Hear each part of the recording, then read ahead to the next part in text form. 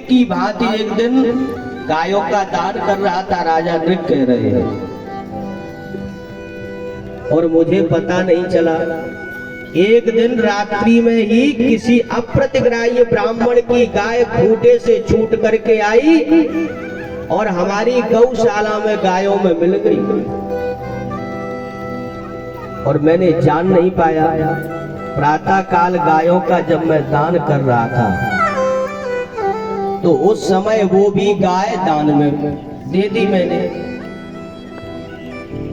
इधर से ब्राह्मण गायों को लेकर के जा रहा है दान को गाय का, और उधर से वो ब्राह्मण अपनी गाय ढूंढता हुआ आ रहा है। जो अप्रतिग्राह्य ब्राह्मण है कभी किसी का दान नहीं लेता है। रास्ते में जब दोनों मिल जाते हैं तो जिसकी गाय खूंटे से छूट करके भागी थी उसने कहा, सुनो सुनो, ये हमारी गाय है, इसे कहां लेकर के जा रहे हो? रात्रि को हमारे खूंटे से छूट गई थी। और जो दान लेकर के आ रहा था वो प्रतिग्राह्य ब्राह्मण था जो दान लेता था। उसने कहा, ये गाय मेरी है, क्योंकि इसे अभी अभी राजा नृग ने मुझे दान दी है। अब तो महाराज दोनों ब्राह्मणों में झगड़ा होने लगा। अब वो ब्राह्मण लोग बोले, चलो इसका फैसला तो राजा नृग ही करेंगे कि गाय है किसकी। दोनों ब्राह्मण चल करके राजा नृग के दरबार में पहुंचे। राजा नृग चल करके आए, प्रणाम किया। अप्रतिग्राह्य ब्राह्मण बोला, जो कभी किसी का दान नहीं लेता था, कहा, राजन, ये मेरी गाय है जो आपने अभी अभी दान दी है, और मैं जानना चाहता हूं कि किसी की वस्तु का दान का अधिकार है तुझे किसने दिया? क्योंकि जब मेरी गाय थी तो तूने दान कैसे की? और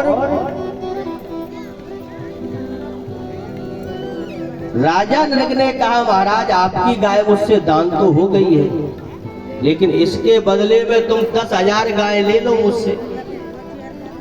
वो अप्रतिग्राह्य ब्राह्मण था, कभी किसी का दान ही नहीं लेता था।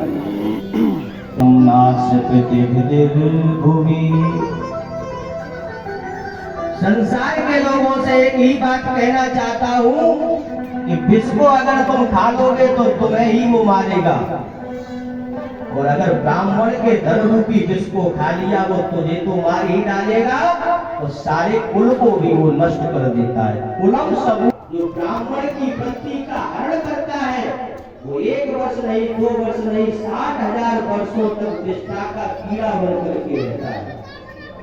वही भगवान को प्रणाम करके राजा नृग विमान में आरूढ़ होकर के भगवान के धाम को चला जाता है। बोले गोविंद कृष्ण भगवान की। आपके समक्ष गुरुदेव भगवान कहना चाहते हैं।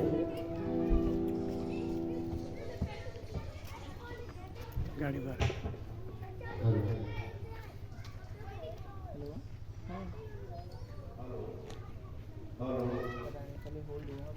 हेलो, बोलिए भागवत महापुराण व्यास भगवान बड़े महाराज छोटे महाराज बोले वाले बाबा वाली मैया ले ले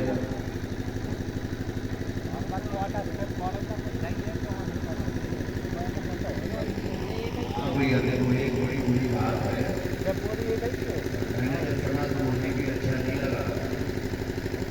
हमारे दान मार्ग साहब के भाई राजू भाई है ना, तो वो उनकी कलकत्ता नहीं आई। अरे सुनिए, तो अच्छी बात नहीं है, और उनकी कोई भाई बहन अच्छी बात नहीं है।